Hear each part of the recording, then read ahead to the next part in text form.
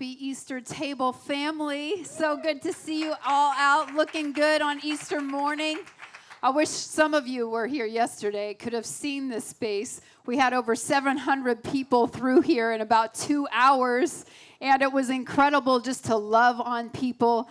And today's a big day because you're not only here for Easter, but our first year, and it's been just seeing miracle after miracle about what God is doing in our midst here. I don't know about you, but once in a while, I need some good news. Now, nobody really reads the newspaper anymore, but when I open my news feed, it's usually not good, right? There's usually an earthquake somewhere, a shooting somewhere, just heartbreak, right? Just a lot of pain and hurt. But we've been in a series called Good News for the past month, talking about how God has got some good news for our lives. Can somebody say good news this morning?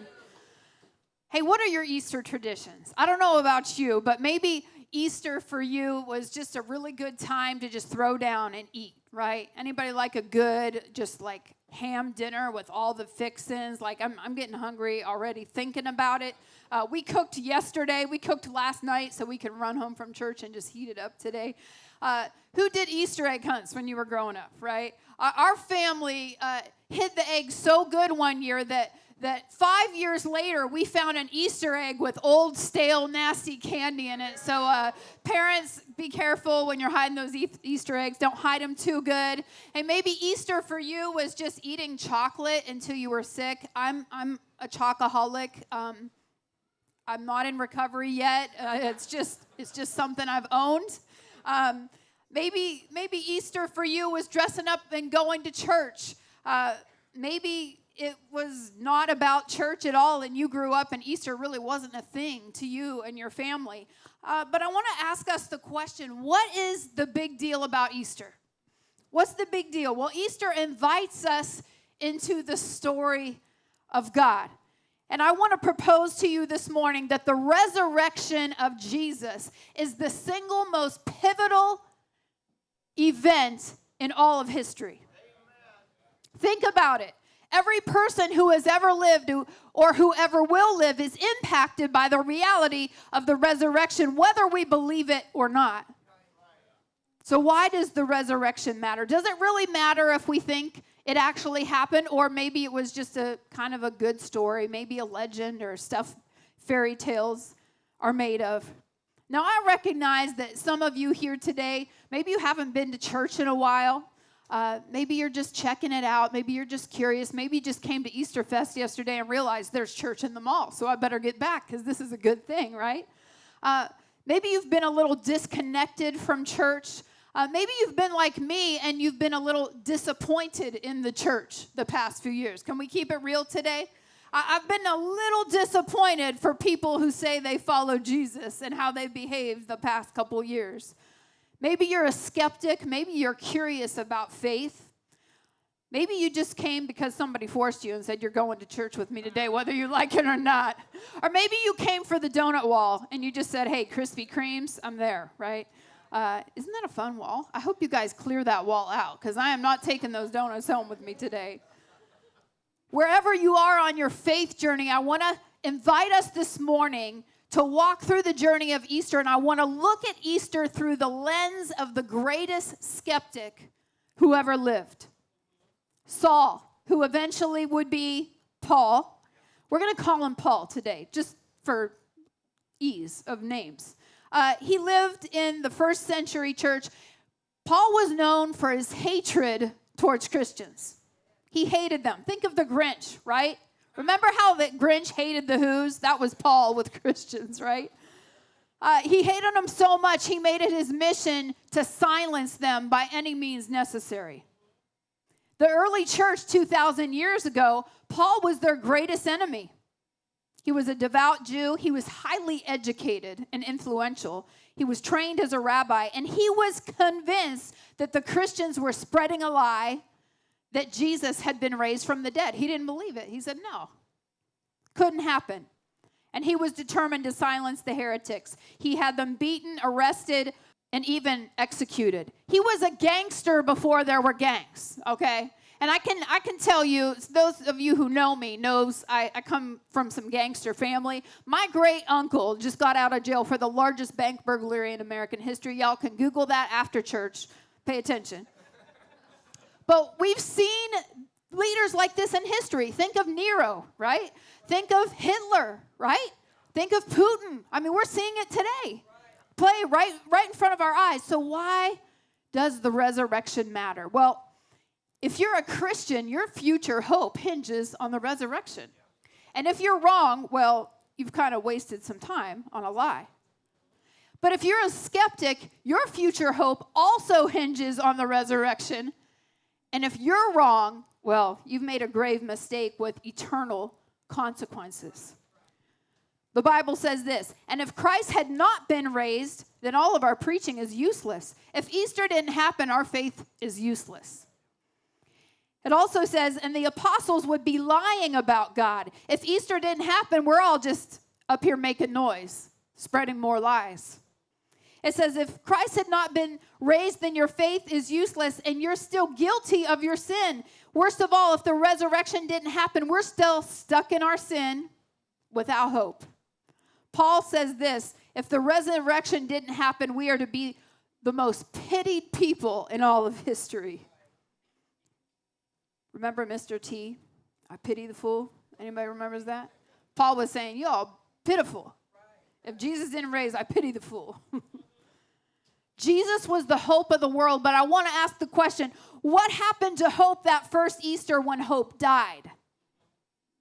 I want to welcome to the table Pastor Kim and Brandon. Give them a hand as they come. We're going to dive in to the conversation. So let me ask you this. What were some of your Easter traditions growing up? I did egg hunts. Anyone hunt for eggs growing up? I enjoyed it a lot more when I was younger because it was kind of like the Hunger Games. You'd go out and there's just eggs and you just had to be fast. That was the skill set. And as I got older, my family was like, we need to raise the stakes a little bit. Right. So they started getting hidden in bushes and buried. A little too good. I remember I came out one Easter and it was like the yard was empty and I'm like, we're not gonna go look, we're not gonna hunt. So they should be out on the lawn. Don't make me work for it. But no, I loved egg hunts. I started planning them for my friend. I'd have friends over from school in elementary school. We'd do egg hunts in my yard. So big egg hunt guy. Yeah. What about you? I like the eggs, and I also I loved coloring the eggs. Yes. Yeah, just coloring them. Yes. We were tie-dye kind of Right, people, so right. all of our eggs, they didn't really look Eastery. Creative. Kind of looked ghetto. They were so tie-dyed.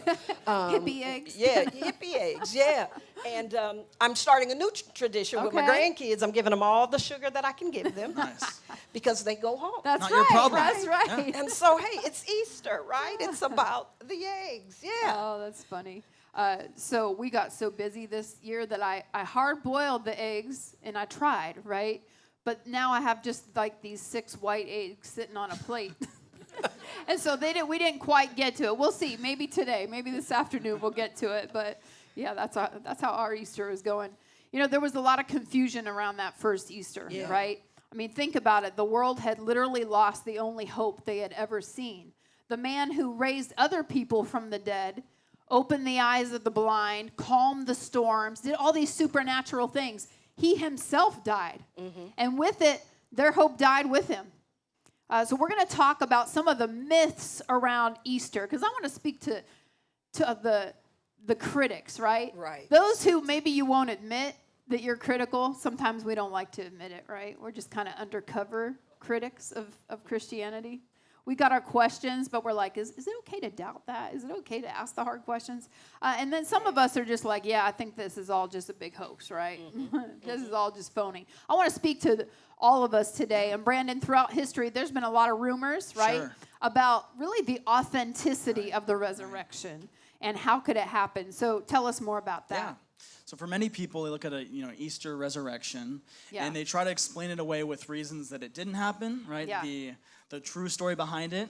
Any conspiracy theorists out in the crowd, you don't have to reveal yourself, the moon landing and all that kind of stuff. Was it real? Stuff. Right. There's conspiracy theories about what happened on the cross. Mm-hmm. Yeah. And there's 3 major conspiracy theories that we're going to talk about today. Yeah. All of which claim that hope is dramatic effects. a hoax. Yeah. Does that work? Hope Yeah. is a hoax. Yeah. They don't believe that it happens. Right. And the first theory that we're going to talk about today is called the swoon theory. Somebody say swoon. Swoon. Swoon theory. Sounds like an old movie or something. Yeah, right. This originated about 600 years after when we believe the crucifixion happened, and it was made popular in the Quran, which is like the Muslim Bible, kind of. Yeah, that's where I actually first heard about it from my Muslim neighbors from Pakistan. They were like, hey, we don't, you can tell them what it is. Yeah, so but, basically the swoon theory assumes that Jesus actually survived the crucifixion, that he maybe passed out on the cross or played dead on the cross and was brought down and then snuck away later. Yeah.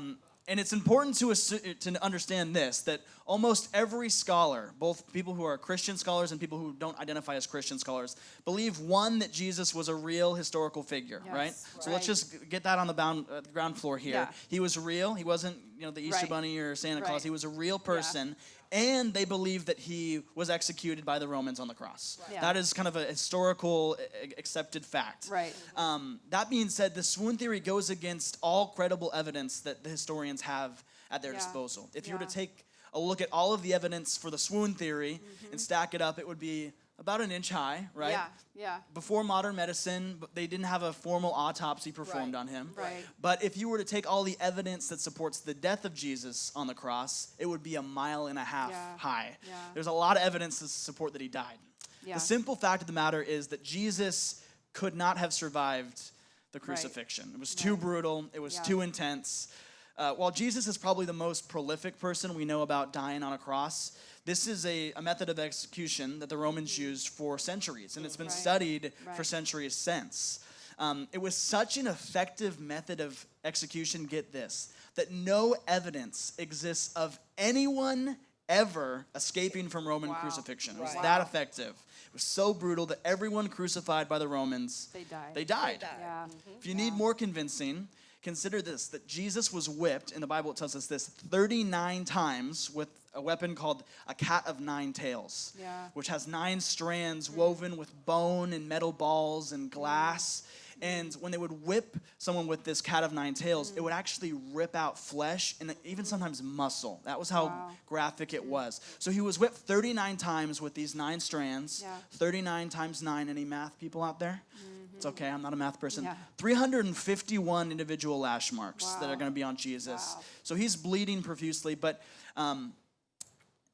people didn't even survive the lashing, right? Usually. Greek historians say that, most people didn't even survive the Roman lashing, the beating they would get, let alone the crucifixion itself and make it to the cross. But Jesus survived the lashing. He went to the cross, and there he was hung to the cross with 5 to 7 inch long spikes with tapered ends that were meant to drive through your wrists and your ankles so that you would be adhered to the cross, adhered to wood, right? Wow. They actually have found these spikes in graves of people who were crucified by the Romans. So that's how they know that this is kind of what the method they used. Yeah. And eventually, after spending hours on the cross, someone would die of asphyxiation, which is basically suffocation. You would suffocate. And there's actually a word that describes crucifixion that we use today. I don't know if you knew this or not. The word excruciating actually means out of the cross. Wow. Which when I studied that and I found that, I'm like, I use that word way too liberally, right? Like, that test was excruciing. No, it wasn't. No, it wasn't crucifixion. Not. But It's hard. so yeah, maybe humble yourself. Don't use that word anymore. It's an intense word. In John 19:32, we see that the soldiers actually they break the legs of the 2 people that are killed next to Jesus. And they did this because it would expedite the death process. You would actually push up on your legs or on your ankles where you were nailed to try to get a breath so you wouldn't, suffocate. But they would break the legs if it was taking too long, so you couldn't do that. They didn't break Jesus' legs on the cross.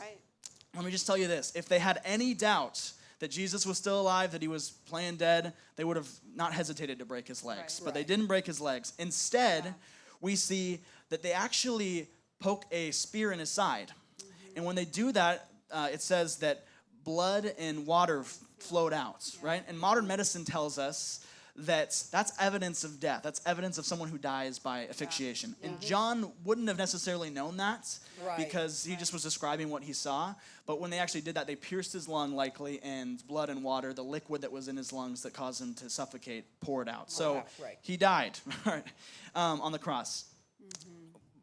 To go even further, afterwards, he was totally encased in sheets. He was wrapped up tightly, not just like a sheet laid over him, but completely encased in sheets. He was entombed, and a stone covered the entrance. He was not meant to get out. That stone weighed about 2 tons. Wow. How about you? Sometimes I'll do some yard work or something, and it's like tough getting out of bed the next morning. Right. So I ask you this: how could a swooning, half-dead man who was beaten half to death move a 2-ton stone, let alone unwrap himself and just be good 3 days later? That is kind of hard to believe. Yeah. If he did awake from his swooning and escaped, like this theory assumes, we have to ask ourselves, where did he go after the fact, right? Where are the accounts of his life afterwards? Where is his eventual tomb when he would die? Right. Historical figures in other religions have tombs that have been preserved. Right. The Prophet Muhammad has a tomb that's preserved. The Buddha has a tomb. Even figures important to Christianity have tombs. That's right. King David. Yeah. Only a few years ago, I don't know if you saw this, the Vatican claims that they have Peter's bones. Wow. And so we have body parts, we have tombs for people from way back then, but not for Jesus. Yeah. No tomb has ever been found. No body has ever been found for Jesus. Mm-hmm. There is zero question that he died on the cross. Yeah. And we talk about Paul. Yeah. Paul didn't doubt that Jesus was killed. Right. He was, like you said, dead set at exterminating Christians, putting an end to that movement. He didn't go after Jesus because he thought he was dead, right? Yeah. He didn't have any question about that. It wasn't widely believed that he was, that he faked his death on the cross. Right. The second theory we're going to talk about is the hallucination theory. Mm-hmm. Someone say hallucination. Hallucination. Yeah. This theory basically suggests that everyone who saw Jesus after his death just imagined it. Maybe they were hallucinating because they wanted to see him so badly in their hearts. Right. And this is a phenomenon that has been reported by people who have lost loved ones. Right. But it's important to note that this is very rare that it happens to people. Only 8% of people, psychologists and researchers believe that this happens to. Yeah. And it's a natural part of the mourning process. Only 8%. Right. But it's fascinating that somebody say all of the disciples and the apostles end up seeing Jesus after he resurrected. That's right. And it wasn't just like they saw him, at the grocery store, like, I think I saw Jesus. No, they claim to have eaten with him. Yeah. I've never eaten with a ghost or anything, eaten with a hallucination. They talked to him, had coherent conversations in groups together, and they touched him, right? So they saw him. At one time in the Bible, we see that 500 people saw the resurrected Jesus at one time. Wow. And there is no example in history, either before or after, of that many people having a mass hallucination at once. It's never happened. Right. And Paul didn't believe this either, right? He had another idea in mind. So Pastor Kim, there's one more theory that kind of tries to explain away the crucifixion. Yeah, so after all of that, the swoon theory, then we get to the next theory or the next myth, the third myth, that was really about just opposing the resurrection. This could not have happened. This is called the conspiracy theory. Now, I'm a Jason Bourne fan. You all know Jason Bourne, and, I love those movies. But let me tell you, there's one fact that I know. Jesus rose, and this myth goes way beyond Jason Bourne, the conspiracy theory. Yeah. They simply made up the resurrection story. Yeah. We saw Pastor Beth preluded earlier about the clothes that he was wrapped in. Right. Was that made up? Blood-soaked, woven clothes. Yeah. If this is true, then what they're really saying is hope is dead. Yeah. Hope is dead. Listen to the account in the book of Matthew, Matthew the 28th verse, and it said, 28th chapter, and it says, and after the chief priests had met with the elders and formed a plan, they gave the soldiers a large sum of money and instructed them, you are to say, his disciples came by night and stole him away while we were asleep. If this report reaches the governor, we'll satisfy him and keep you out of trouble. They had a little bribery going on. Yeah. A little bribery. Yeah. Money talks. Money talks, right? Money talks. So the guards took the money, and they did just what they were instructed to do. And this account has been circulating amongst the Jews from that very day. So, the very guards They're guarding this tomb, right? And they said, we'll just pay you. You'll be okay with the governor. Because they knew back then, that they're being on watch. They could also get in trouble, right? Paul actually believed that they stole his body and they made up the story. And if you think about it, all the disciples except John were hiding during the cross. Yeah. They were hiding because they were scared. That's right. See, we think we go through things today, but when they went through, they paid consequences. Yeah. Sure. We live on a sufficient grace Yeah. supply, right? We live on sufficient grace. They got beat. They got whooped. Why would they all go from hiding of fear to boldly proclaiming that Jesus' resurrection to the world if it wasn't true? If it wasn't true, if all the apostles had lied, it would have taken. They had to be really coordinated in that lie. That's hard to keep a lie going, right? That aren't really, they're false bearers. They just little liars, little white lie, black lie, green lie, pink lie, all a lie, right? Doesn't really matter. We could do the Easter color lie, all still a lie, right? But you got to takes some coordinated effort, right? Yeah. They had to start orchestrating this, and they had to start it while he was alive. Right. Right. They had to start it while he was alive. If the apostles lied, it would have taken only one of them under torture. That's right. To admit it. That's right. They start playing the consequence. Yeah. Oh, I'm going to tell. Yeah. You ever been in a situation and I didn't do it. Then, You're like, the I strap did it. come out. Oh, wait, let me tell you who did it. It's real easy to turn on somebody, right? That's right. No one martyred said this was the case. Wow. John was thrown in a vat of boiling oil. Wow. We had Peter who was crucified upside down. Wow. That's the same Peter that wouldn't even admit he knew it. Yeah. That's right. So Peter already had a little crook in 3 it, times right? he denied. Yeah. Andrew who was crucified, and then Bartholomew who was also beaten and then crucified. They really had no reason to live a life being tortured, threatened, and martyred all over alive. You're going to die for something, right? That's right. How would the apostles have stole the body? And I think about what Brandon was talking about. It was guarded by Roman soldiers. Now here we have these apostles. They were fishermen. Yeah. Fishermen against soldiers. Who you going to go with? Right. I'm going to go with the soldiers. Trained, strong, ready for yeah. battle, right? How would they have done that? How would they have done that? And my scroll is scrolling. Bottom line is this. There's no way that they could have done that. That's right. That's right. Hope is not dead. That's right. It's not dead, Pastor That's Beth. right. Paul was convinced that Jesus had died, right? He knew that he couldn't have gotten out of a crucifixion and the whipping and all of that. But he did think the story was still a hoax. Yeah. So what would it take to change his mind?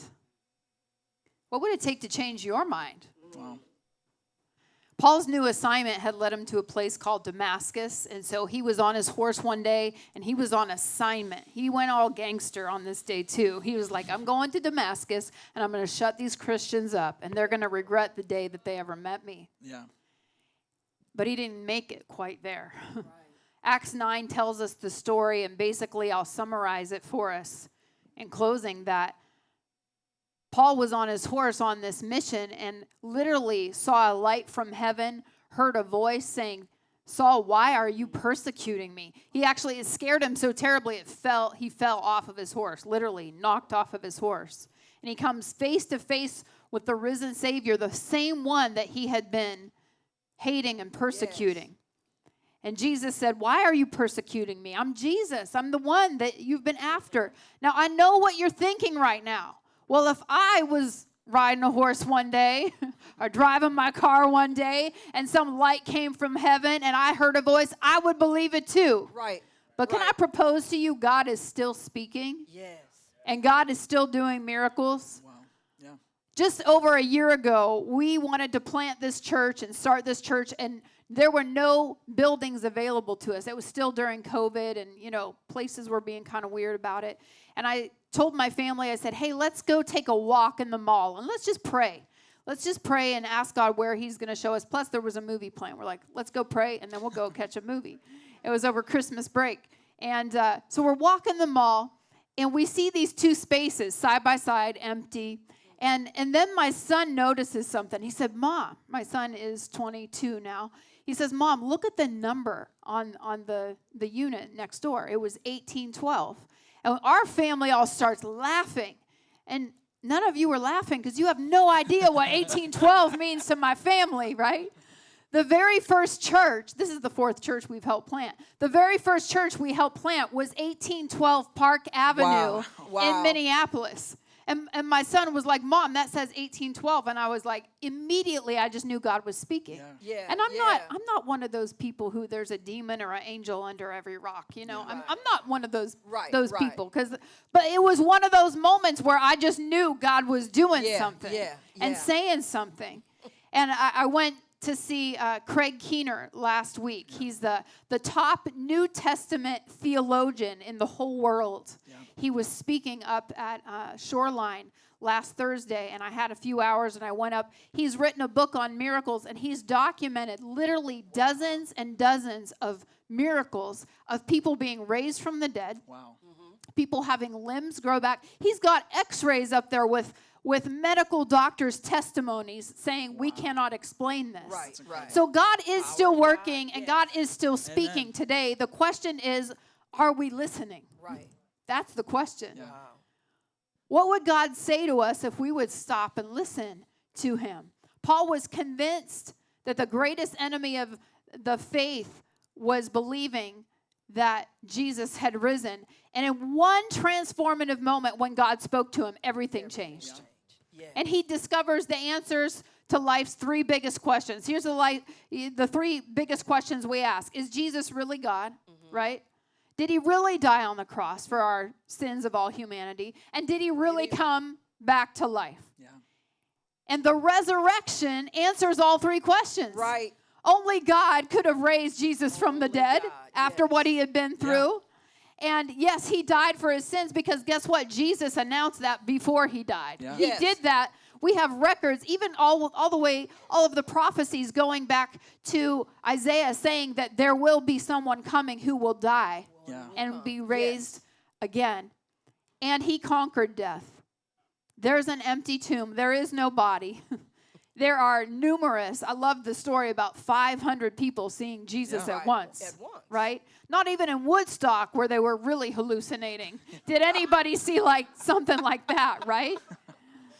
There is the reality that people aren't going to give up their life for a lie. They're not. They weren't going to go to their martyrdom for something that they didn't believe actually happened. Yeah. Jesus is alive, and we can actually say today that hope is here. Mm-hmm. Paul changes from becoming the church's worst enemy to becoming the greatest evangelist and church planter in all of history. Yeah. Right, he was convinced. And here's what the greatest skeptor/gangster says after that moment. He says, Christ has indeed been raised from the dead. Mm-hmm. He spends the rest of his life telling everybody, Jesus is alive. Hope is here. Jesus is the only hope of the world. And that is why the resurrection matters to us today. And now the next question is, what are we going to do about it, right? Right. What are we going to do with these facts, right? I love the options we get when somebody calls me. What does your phone say? You know, answer or decline, right? Or send to voicemail. I guess that's the third one, right? I like that one. I'm like, send the voicemail. I'll deal with you later, right? But oftentimes when God speaks and he's trying to get our attention, we have a response. Yeah. Paul breaks it down for us. And I love simplicity. I don't know about you, but I think most of the Christian world have complicated the faith. We have complicated what Jesus wanted to be so simple. Yeah. Romans says this, if you declare with your mouth Jesus is Lord and you believe in your heart that God raised him from the dead, you will be saved. I love it because it's only 2 steps. I can handle 2 steps. Right. Anything beyond 2 steps, I'm like, okay, what was the next step again? Right. We have this hope this Easter morning. Romans says everyone, say everyone. Everyone who calls on the name of the Lord will be saved. Yes. I want to thank you, table team, for showing us that hope is not a hoax. No. Hope is not dead. It's not dead. Hope is here.